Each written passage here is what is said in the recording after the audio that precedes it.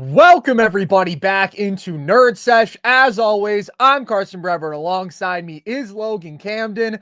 And the Eastern Conference Finals got started tonight, Logan. And there's almost no words for what we just saw. I don't think it would be an exaggeration to say that's the craziest end to a basketball game ever played. And yet somehow there's two other games from the Pacers in the last couple of weeks that almost rival it. They can't quite match it. This is a 14-point comeback in the final 3 minutes of this game. But the stat coming into this one, if I remember correctly, was that since 2000 in the playoffs, all other teams combined had one total win when trailing by 7 or more points in the final 90 seconds of a game. The 2025 Indiana Pacers now have 3 of them, Logan. What do you have to say about maybe the craziest comeback ever from a team that is somehow making these comebacks look not routine, but they're doing them more than anybody else ever has, and it's not even close? I mean, to be transparent, I'm in a state of shock still a little bit right now. So am I. I considered texting you when they were down 14-15, and I was going to be like, hey, man, you think we should maybe start the stream early? And then I was like, I can't ever count out the Indiana Pacers. And that's that's my big take. I got 2 words, man. Radioactive cockroach. You can't kill the Indiana Pacers. Didn't see the roach coming there for a moment. We were going a very different direction, but I was ready to go there with you, buddy. Oh my goodness. You were talking about the craziest endings to games I can ever remember. The only thing comparable that I can really remember to this kind of chaos in the closeout of a game isn't even in the NBA. Northern Iowa, Texas A&M in 2016 is the only thing really Great close shout. that I can think of, because we've talked about this in a couple of games. For something like this to happen, two boxes need to be checked. One team has to completely fall apart, and the other has to just get crazy hot. The Pacers were down 17 points with 6 minutes left in this game, and they trailed by 14 with less than 3 left.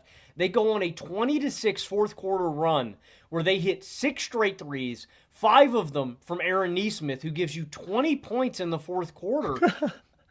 Which is just ridiculous. He makes 8 threes total in this game. They didn't lead from the second quarter to the end of regulation. And I think a big thing in this, and you see it in overtime, as these games go longer, I really think that favors the Indiana Pacers because of their depth. And one big thing we just got to knock out here, Carson, we got to start respecting Tyrese Haliburton, man. I don't know what else the guy has to do to earn the respect of NBA fans. 31 Amen. points, 11 assists.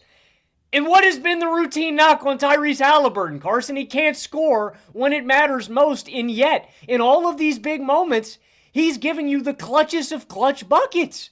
Mm-hmm. He has consistently turned out elite offensive results, and that hasn't been enough for people to accept him for the transcendent basketball player that he is. And now he's coming up huge in the biggest moments. I just don't know what else they're going to say, man. So I think Haliburton deserves an immense amount of credit for this win. I think Brunson Nesmith's heroics deserves a ton of credit. And so does Andrew Nembhard, I thought, for what he did in this overtime period, rattling off some big buckets and coming up big defensively, too.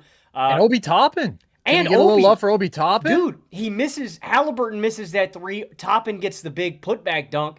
And then he comes up with the other big dunk, which, frankly, I couldn't understand the Knicks' defensive coverage during that last dunk. We'll chastise the Knicks here in a minute, but what a comeback for the Pacers, man. This is unbelievable, dude. I'm in a state of shock. I'm in a state of shock, and I also feel like the Indiana Pacers perpetually keep me in a state where I'm a young boy, I'm in a meadow somewhere, and I'm flying a kite, and I'm looking up, and it's the most beautiful blue sky I've ever seen. I just feel absolutely whimsical when I watch them play basketball, man. This is magical stuff. It was funny because the other day I was being like, I don't understand what people are talking about when they say, oh, the Pacers have devil magic. Because sometimes people try to insinuate oh, they've gotten lucky with injuries or whatever. And I'm like, no, this is just an amazing basketball team. They've been at a 60-win pace for 3/4 of the year now. They're the best, most reliable offense in the playoff field. They deserve everything that they're getting. This does start to make you wonder, are there voodoo dolls involved somewhere? To have 3 wins that are not just improbable, but effectively impossible in the scope of NBA history in one playoff run. It's just beyond comprehension. And Tyrese Haliburton, man, he's not necessarily the guy in this one because Nesmith was just that ridiculous. But you mentioned the clutch shots. I mean, obviously, it's another ridiculous shot from him, retreating to the three-point line. Very similar in some ways to what we saw from him in the Cavs game, where he rebounded his own miss and then immediately sprinted back out to the three-point line. And then there, obviously, he does go at Ty Jerome and he steps back. This was more of just like a chaotic, I'm going to put a shot up. And then he hit the choke, which was just so beautiful from him. Would have been cool if he had gamed it then. But now, Logan, this man is 12 of 14 on game tying and go ahead shots in the final 2 minutes of fourth quarters in regulation this season. 12 of 14. And I believe he's 6 of 7 in the playoffs. I mean, he had multiple of those shots against the Bucks. Obviously, has the shot against the Cavs last series. It's just absolutely ridiculous what he's doing. He continues to show that, yes, he is one of the most special shot makers in basketball. He is underrated as a driver. And I thought he was just sensational in this game. But Aaron Nesmith, he's the hero, man. And it's crazy because, you couldn't even fully take what he was doing seriously until a certain point because you're like, okay, yeah, he's making threes, but they're down 14 in the last 3 minutes. And Aaron Nesmith just kept pulling and pulling and pulling and making them rain. I'm going to take a victory lap here, Logan.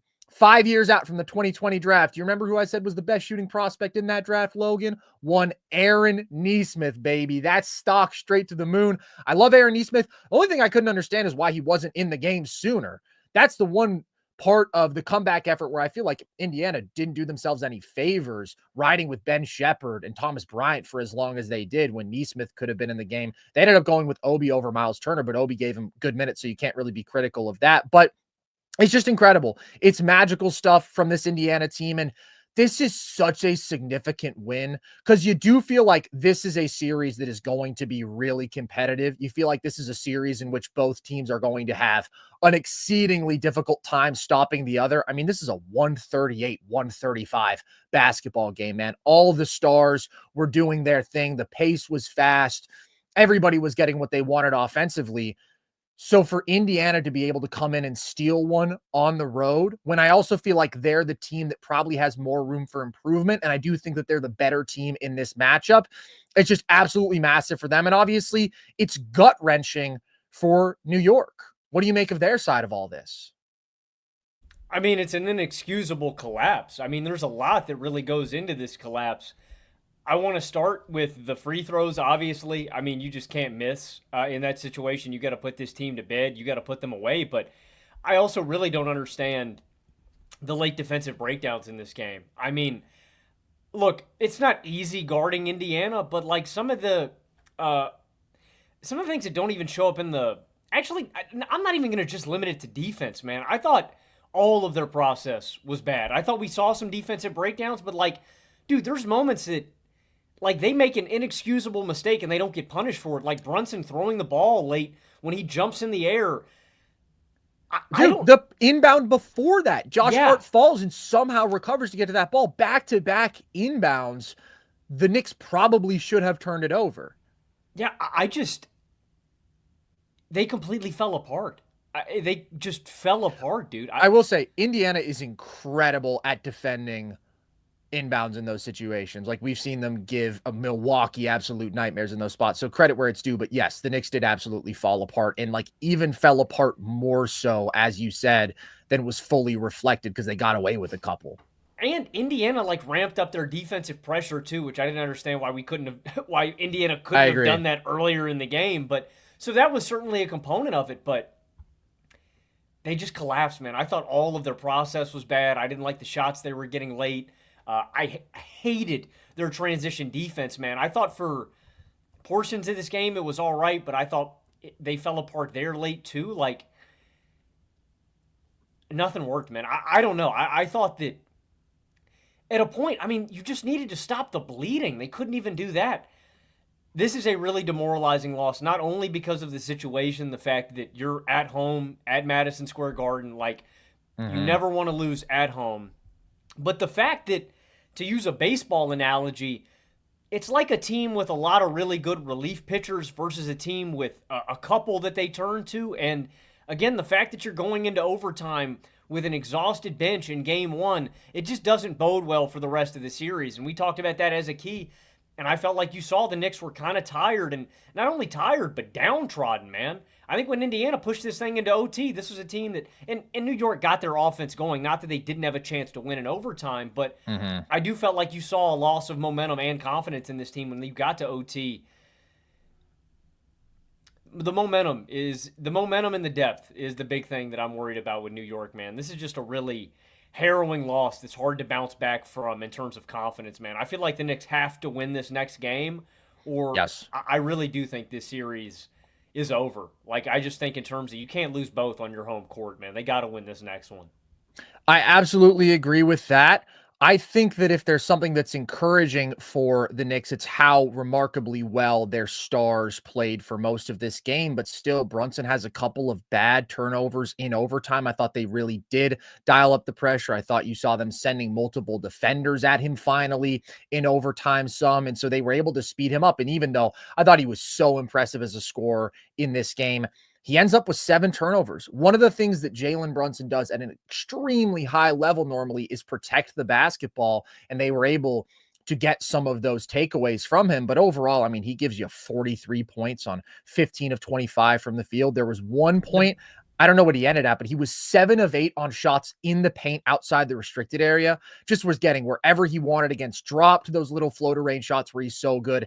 In isolation against Nesmith and Nembhard, just felt like he was getting whatever he wanted. It cracked me up when Reggie Miller was like, I think they have to go with Siakam on him for this last possession, because it's like, man, he's going to shift right past Siakam. Like, that's not a dude who is quick enough to stick with Brunson. Just an incredibly difficult player to guard, and that was the case in this one. But the turnovers did come back to bite them. And what's crazy, man, what makes this meltdown even crazier is that, like, yeah, Brunson was incredible as a scorer. He gives you a very efficient 43. And yet the stretch in which you feel like New York in 99.9% of games pulled away and held on, Brunson wasn't out there. They go on a 14-0 run with Jalen Brunson on the bench. OG Anunoby immediately steps up and gives them 5 straight points, back-to-back baskets. I thought OG was great in this game. I thought he was the best defensive player on the floor by a mile. He has 6 stocks, but he had been quiet offensively. He gave you a couple of big buckets there.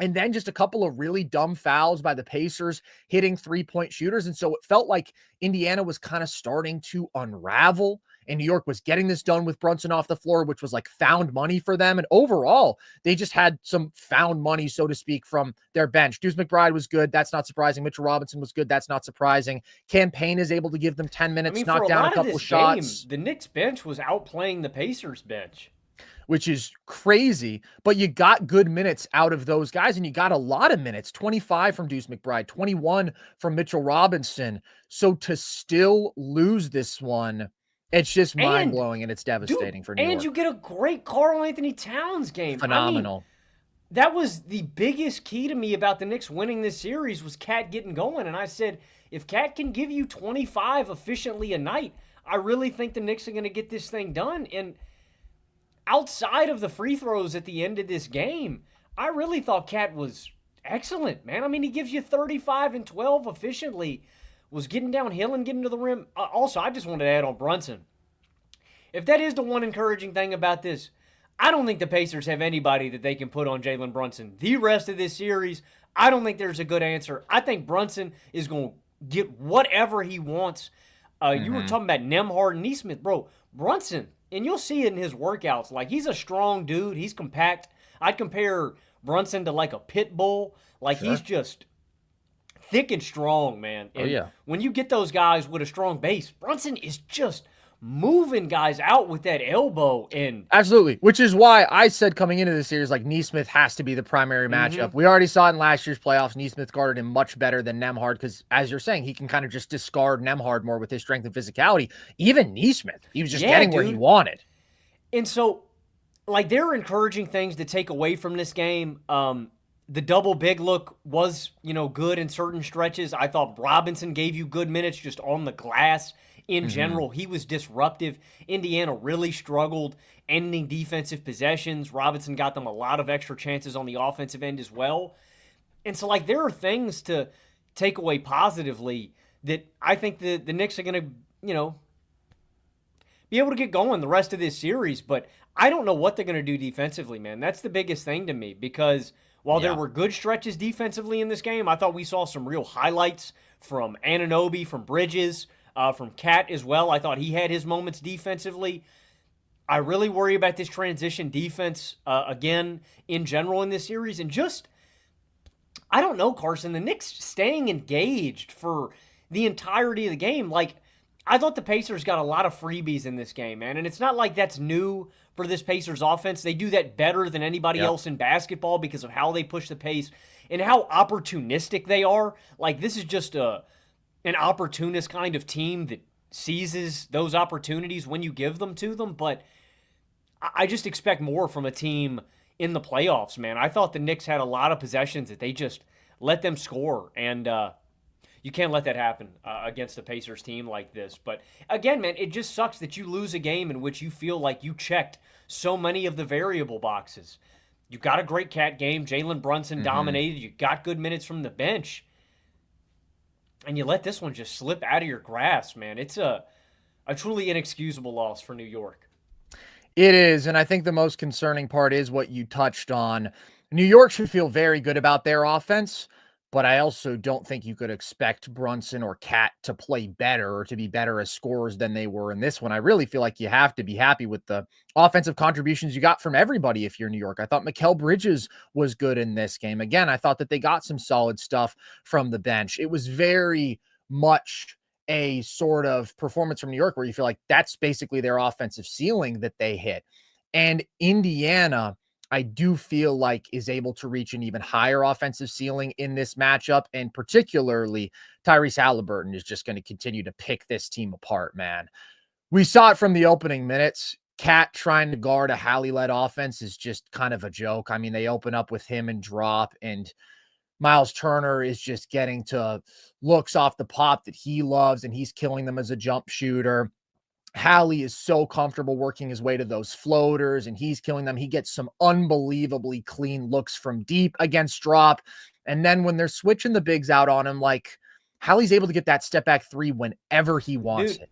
And what's, I think that it's funny that they always give credit when they switch, or, they give credit to Hallie when he makes those shots, but it's so surprising to me that the announcer seems so surprised. Because it's like when Robinson or Cat is giving him that big of a cushion and he can get those size-up dribbles off, like that is a warm-up open gym three-pointer for Haliburton. Like, they're, oh my God, I can't believe he hit the off-the-dribble three. It's like, bro, that's the easiest shot in the world for Hallie. The Knicks crowd going crazy when they were like, oh, Mitch is clamping Hallie on an ice. So I'm like, brother, he's setting him up. He is still setting him up. He's shifting gears, and he's going to slam on the brakes once he gets the angle he wants, and he's going to step back and hit the three. He's getting that muscle memory. He's getting that muscle memory down. He's going to get the same dribble that he does. That's food, man. That is food every time. It is food, and also he was consistently getting downhill. I also thought Hallie got fouled a couple times in this game and didn't get calls there, but he had a couple nice finishes at the rim as well, and then was phenomenal as a decision maker. 11 assists. I think he only had one actual turnover in this game because he just hands the ball to Cat at the end. He was just so in control, and there is nobody for New York who is going to be able to make him uncomfortable. If you look elsewhere, obviously Nesmith totally overperforms. That's the one guy for Indiana where you're just like, holy shit, what a shooting game from him. Tell me what you think. I thought that even though the Pacers played really well, obviously, you can't argue with the results with the points they put up. I thought that they missed a lot of opportunities. I agree. Open dunks in this game. I thought Miles Turner had a lot of open three, or not a lot. I think he had like 2 or 3 that were open that he just misses that are like island. I'm talking island wide open. There's nobody even close to him. Like, even as great as they played, I loved almost every single look that the Pacers got in this game.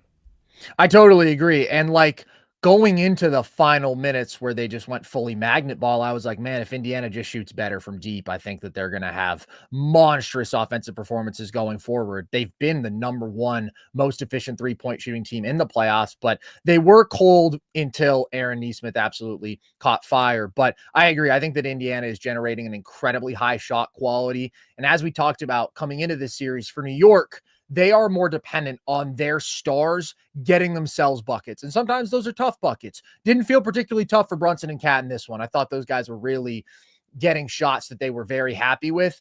Cat, I thought it was a little bit tougher than it was for Brunson, but I thought that Cat was successful as a driver. He was allowed to play with a lot of physicality. There was some very aggressive use of the offhand for Cat, but he was able to have a couple nice drives against Miles Turner. He was able to score successfully on the inside. He was able to get to the line, and he knocks down some threes for you in this one. So really, really good all-around performance from him. But for Indiana, they just create such wide open shots because they always target your defensive weak point. And that was a lot of targeting Karl-Anthony Towns and bringing him into the action. That was a lot of targeting Jalen Brunson and bringing him into the action. That was another possession very early in this game where Hallie has Brunson's man screen for him, and Brunson's like, oh, I don't know. Am I showing? Are we switching? And Hallie just gets an easy drive right to the basket. They're going to target those guys over and over again. And unlike Boston, the ball isn't going to stick. They're not going to force the issue. If Hallie doesn't like his initial approach, he'll pass the ball and then he'll get it right back and he'll attack again. Or when Siakam has a mismatch because they switched a big out onto Hallie, okay, well, now they'll get Siakam the ball. Like, the ball is always going to move. They're always going to find the best shot wherever it is. And they're so consistent because of that. It's so difficult to keep up with them usually. I agree with that. I just wanted to add, too, this is only specific to late in this game, but I also thought that with Cat and Brunson on the floor in foul trouble, they couldn't be as impactful as they needed to be defensively, where, they're being a little more passive and lenient defensively because they don't want to get bounced out of this game when you're in OT. And I thought that was just something else that further hurt the Knicks' ability to play defense. Like, they're already working from a deficit when you're working with, these kind of defensive liabilities. Two of them, again, Brunson and Cat. And I think you make an excellent point, Carson. This isn't a team that you can lull into bad tendencies. This isn't a team that you can just – the Pacers aren't going to let you off the hook. You give them that window, and they are jumping through it. They're taking what you give them. Yeah.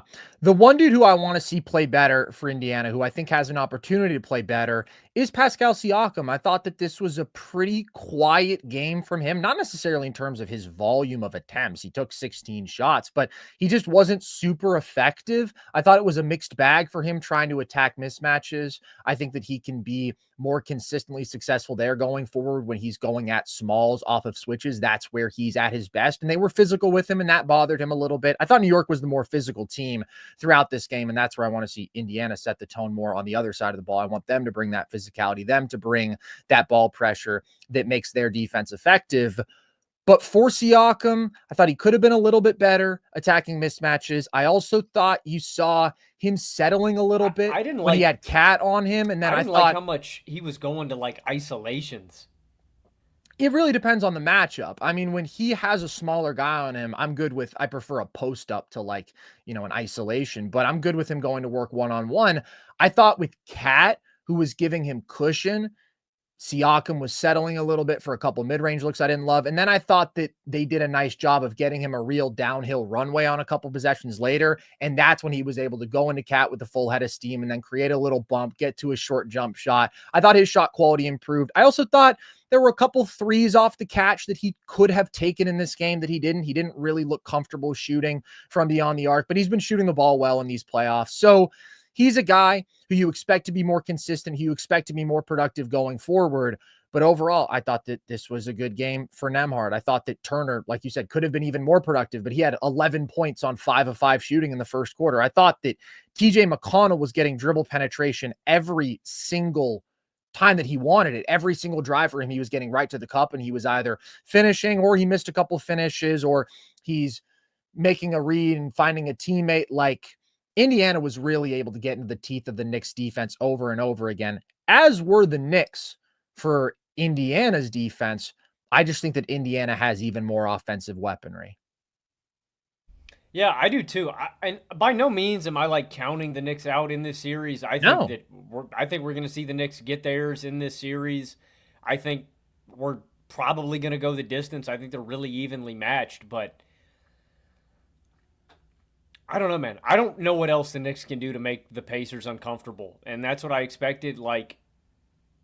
And I also just don't expect the Knicks, the way they performed to Brunson off the court, I thought was just a little, I can't really bank on that happening again. I think that's a little bit of an outlier in an individual game like this. Like, I think Brunson and Cat are due for some more huge games that they're going to win, but I also think the Pacers are just going to continue to execute flawlessly. Bye, Logan. We lost Logan. RIP. Second time that's happened in a few days. I do think that Indiana is the more consistent offensive team. I also think that defensively, like I was saying, they can apply more ball pressure. I do think that they can do a better job of being physical out on the perimeter. I think that Miles Turner Why do they keep potentially booting me off the could be better live, as a rim bro? I'm protector. about to snap. It's okay. Don't snap. Just get right back into a rhythm. What were you saying? I never listened. I wasn't listening. I don't know what else the Knicks defense can do to make Indiana uncomfortable. Most notably, when you're working with two defensive liabilities, like we've been talking about with Cat and Brunson, I think that's really hard to overcome. But I think the bigger challenge for the Knicks is going to be consistently staying engaged for 48 minutes and making sure that you are constantly in position. Like, the Pacers are a team that I would just stress about, where if you make that mistake, the Pacers are finding the open guy. They are getting that shot. They are going to punish you for making mistakes. And so I just think it's a really hard ask of this Knicks team to stay so diligent and to be in the right spot consistently. And it's really hard overcoming having Brunson and Cat as these massive liabilities that are playing these huge minutes for you when, again, Indiana is so good at attacking those liabilities. They just punish you for making those mistakes. And so, yeah, look, man, I don't think Nesmith is going to I don't know if Nesmith is going to make 8 threes again in a game or something like that, but Hallie, I think, is going to get what he wants. I think Siakam and Turner can play even better, and I really just trust the overall supporting depth and talent of all of the Pacers offensively, like Nembhard, McConnell. I do think Nesmith is going to be good. I think Benedict Mathurin can be way better. There's just more guys I trust, and so if this series does go deeper and deeper, I do think that favors Indiana, and I just trust Indiana a little bit more than New York. But I do think we're due. I think New York's going to get them some in this series, and I think we're due for a classic, man. The rivalry aspects of this, the energy. I think this is going to be I think it's going to be an all-timer, man. The vibes are incredible. I think that you hit on a couple of good advantages that Indiana does have that makes me believe in them more in this series. And I think that you saw a couple of them in this game. Like, I've become very possession pilled, Logan. I've become a very big believer that it really matters if you can win the possession battle. I also think it really matters if you can consistently create elite, easy transition offense and keep your opponent from doing the same. Indiana checked both of those boxes in this one, man. They have 27 points off turnovers. New York has 4. So you're plus 23 in an easy offense category there. They're plus 10 in transition points. And they were able to turn the Knicks over more than twice as much as they turned it over, and they were mostly competitive on the glass. New York wins the battle on the glass, but you know that they're going to win the battle on the glass, especially when Mitchell Robinson is out there. For Indiana, the goal is basically to not get drubbed on the boards, and they were able to do that in this one. So I do like the fact that this game was very much played at their pace.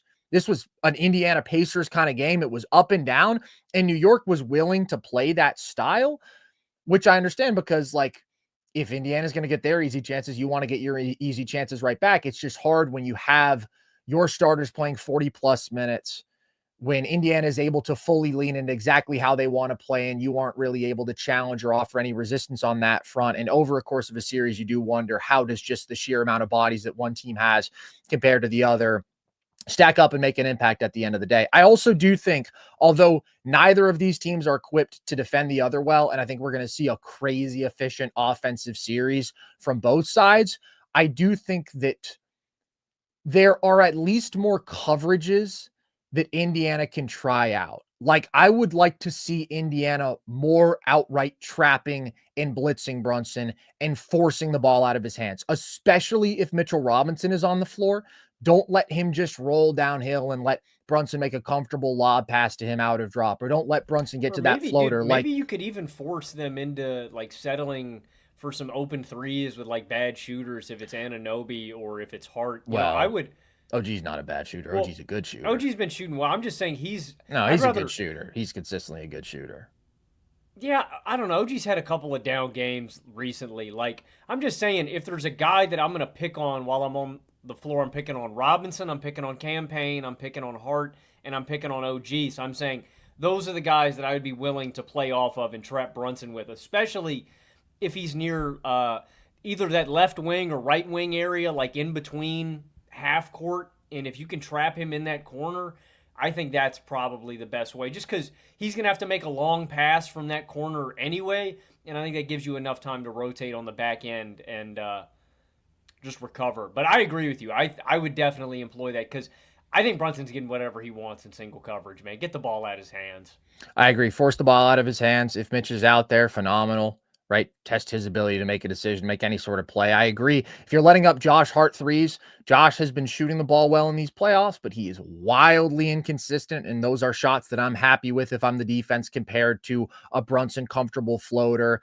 So again, they can try out some stuff like that. Maybe they can get a more favorable whistle in the battle with Cat, where both sides are being physical. I did think the Cat was more physical in this one, but maybe they get a couple more offensive foul calls. Maybe they're able to play him more physically and they can make it more difficult for him to score inside the arc, because I think the shooting with him is always fantastic. I don't know if the scoring inside the arc is going to be that reliable night after night for him in this series. It hasn't necessarily been in these playoffs, especially when he's matched up against another big. So those are a couple areas where I think they can make life a little bit harder on the Knicks stars, whereas there's literally nothing that you can do with the Hallie pick and roll, not just because he's so great, but also because the personnel around him is so good. There's no blitzing Hallie pick and rolls. It's not an option. They're going to absolutely decimate you for giving them a 4-on-3. You can try Cat playing up at the level, but still you're effectively giving them a 4-on-3 and they're going to punish you for that. Drop, we already saw it as a disaster, and switching is exceedingly difficult, especially when Hallie has the pull-up three going. I just think Indiana is the more complete team. I think that they're the deeper team, and I think that that advantage is going to give them a slight edge overall in this series. That being said, this game was as close as it could have been. I hate to do this, man, because you know how much I hate talking about refs. Do you think that it bears any discussion? I know that Knicks fans are going to be pissed about the missed goaltending call on Miles Turner. What's your thoughts? I thought the refs were like bad start to finish in this game. I didn't think that was the only bad call in this game. I didn't like all the stoppages. I didn't like how long it took to review some of these calls that were relatively really simple. I thought they missed some live ball stuff that I thought they were bad start to finish in this game and inconsistent. And I mean, I'd be mad too. But look, I'm going to keep it a buck. We keep talking about refs. Look, bro, ultimately the Knicks blew a 17-point fourth quarter lead, and they lost a 14-point lead with sub 3 minutes to go. So it's like, look, one call I missed for sure. I'm not going to have sympathy for you when you blow a lead like that. It's kind of the same thing we were talking about with the Thunder Timberwolves game. It's like, all right, we can bitch and moan about SGA getting to the line all that much. You lost by 26, bro. Yeah. Like, sorry. To me, it's a non-starter. I agree. I don't even want to talk about it, but I feel like Knicks fans, we already had a Knicks fan text us in our group chat. Like, I understand absolutely Knicks fans being frustrated with that missed call because it was a big missed call. It was clearly a missed call. It's in a big spot. That being said, I thought New York got the better whistle all game. I thought that they got away with fouling multiple 3-point shooters. Hallie, I thought, clearly got fouled on a 3 and didn't get a call. There was another one, I can't remember who it was, but I thought clearly got fouled. I did think that Cat was allowed to get away with a lot of physicality on both sides of the ball. I was surprised he didn't foul out of this game. I thought that he committed a lot of uncalled fouls. In overtime, Brunson gets 4 free throws just off straight up grifting. I mean, one where he just fell down. And on the last possession for Indiana, like, Bridges clearly fouled Obi on that dunk and they didn't get a call. So a lot of missed calls that went in the Knicks' favor. I understand Knicks fans being upset with the one, but that's just not going to cut it, man. I just don't really want to hear that when obviously you had an opportunity to, as you say, finish a game where you were up 14 points in the last 3 minutes. And anyways, I still thought that you got a favorable whistle overall. I'd rather not talk about that. I'd rather talk about what was an incredible basketball game, a magical finish, and really great performances from the stars. Hallie, Brunson, Cat, all of them exceptional in this one. And I'm very, very excited to see what the rest of this series holds. On that note, Logan, we are going to be back here tomorrow. We got another conference final series to talk about. Yes, we do. Thunder Timberwolves. We'll see if they can replicate the craziness of this one. Probably not, but nevertheless, I'm very much looking forward to that one. I'm also going to have a video They should be up tomorrow about the Oklahoma City Thunder. Levels of glaze, potentially, that we've never seen before, Logan. But I do think it's a really solid video, and I'm looking forward to you guys seeing that. I also just started looking forward to the concept of a Halley versus Thunder finals. I should settle down. We're one game deep in both series, but oh my God. As a basketball fan, like excluding Warriors finals, because that's my favorite team. So, okay, we'll disqualify them. That would pretty easily be the finals matchup that I would be most excited for in my lifetime, just as a basketball fan. That would be so fun. It's so crazy, like regionally. You know what I mean? Like the markets. I know. It's fuck market size. It's fake. It doesn't matter anymore in the NBA. Yeah. Welcome to the parity league. There's so many talented basketball players nowadays, man, and they're all important in your rotation, man. Like I'm pumped. I'm actually really pleased that playoffs are shaking up this way. This might have been my favorite game of the playoffs so far. We've seen some great ones, like the Game 7 Clippers Nuggets was excellent. I thought we saw some excellent Nuggets Thunder games too. This is up there, man. This might be the Halley Bucks game. We've seen a bunch of great games. This one's up there though for me. We have seen a lot of great games. You know what surprised me, man? The Knicks were like kind of a heavy favorite in this series, kind of a heavy betting favorite. I just don't understand that at all. I assume that that's like all Knicks like media bias and New York market bias, because that just doesn't make any sense from a basketball perspective. But I mean, that's what honestly, I saw. Carson, can we be surprised? It seems like people have been sleeping on the Indiana Pacers and Tyrese Haliburton for, I would say, like, what, 2 years now? 3 years now? Like, I don't know, man. There's just going to come a point where, like, we have to stop underestimating the Pacers and just appreciate them for what they are. And what they are is a great basketball team. And that just continues, I guess, to get swept under the rug because of their secret luck, Carson. They just got the rabbit's foot, man. You're cooking. And on that note, we will see you guys tomorrow. If you want all of our content, it's here on our YouTube channel. You can obviously join us for the post-game live streams. You can watch them back after the fact. And you can listen to all of our full episodes across all audio platforms. Can't help but notice nobody gave us $1 million billion in Super Chats tonight. Super Chats should be active again. So I'm just going to assume you guys all meant to give us $1 million billion and couldn't for some reason. But I know that I said yesterday we were working on getting the account remonetized, getting that back, and we already got all that handled. So if you guys want to hear us react to your questions and whatnot going forward, you know how to do that, and hopefully that is working. And if not, I'll check it. If you want to follow us across social, you can do so. TikTok, Instagram at NerdSesh, Twitter at Nerd_Sesh. You can follow us all over those spots to see clips from the show, graphics from the show, and of course, all of our short-form trivia content. And with that, as always, I've been Carson Brabber. I have been Logan Camden. And this was NerdSesh.